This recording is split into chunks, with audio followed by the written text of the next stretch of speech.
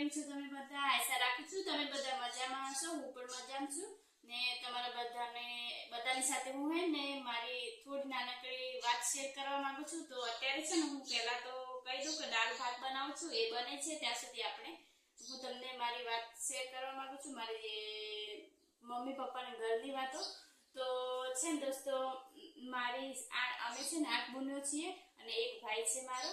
અને ભાઈ છે એ બધાથી નાનો છે અને અમાર છે ને બધી બહેનો 8 બહેનોમાંથી મારી એક બેનના લગ્ન હજી બાકી છે અને ભાઈના પણ બાકી છે. એ બે નાના બે જ રહ્યા છે, બીજા બધા લગ્ન થઈ ગયા છે.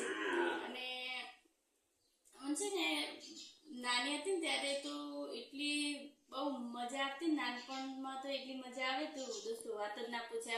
અમે એટલી બધી બહેનો હતી ને તો પહેલી વાત તો મને હે ને ઘરનું કોઈ કામ નહોતું કરવું પડતું. ત્યારે છે ને ખાલી વાસણ એકલા, એના સિવાય હું વાસણ ધોવાનું જ કામ કરતી, બીજું કઈ જ કામ નથી કરતી.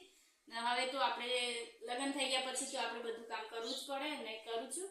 તો છે ને અમે ત્યારે મારી એક બેન હતી ને મારાથી નાની હતી ને, એ અમે બંને જણા વધારે સાથે રહેતા.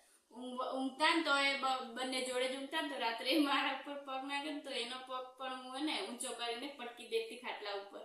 તો એવી રીતે છે ને એવી રીતે અમે બાળપણ ગુજારે ને. અમારું બાળપણ બહુ મસ્ત હતું દોસ્તો. અમે બધા છે ને બધા 8 બહેનો હતી ને મારા કાકાના પણ 2 છોકરા હતા. અમે બધા ને ભેગા મળીને બહુ મજા કરેલી.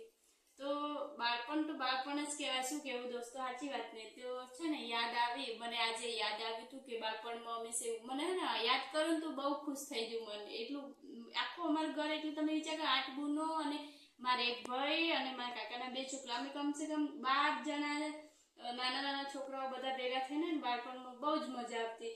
એવી મજા તો અત્યારના જમાનામાં છે જ નહીં, કેમ કે અત્યારે તો કોઈ ભેગા નહીં રહેતા. રમવા પોતપોતાના મોબાઈલ લઈને, આજકાલમાં મોબાઈલનો જમાનો. અમે એ વખતે બહુ જ સંતા કુકડી રમતા અને પકડમ પકડાઈ રમતા અને અમારા ગામમાં તળાવ હતું, તળાવમાં નાવા જતા અને એવું બધું બધા હે ને ભેગા મળીને એવી રીતે રહેતા અમે તો હું તમને આટલું કહેવા માંગતી હતી, વાત મારી શેર કરવા માંગતી હતી. જો તમને સારી લાગી હોય તો એકવાર કોમેન્ટમાં જરૂર જણાવજો અને બાય બાય દોસ્તો.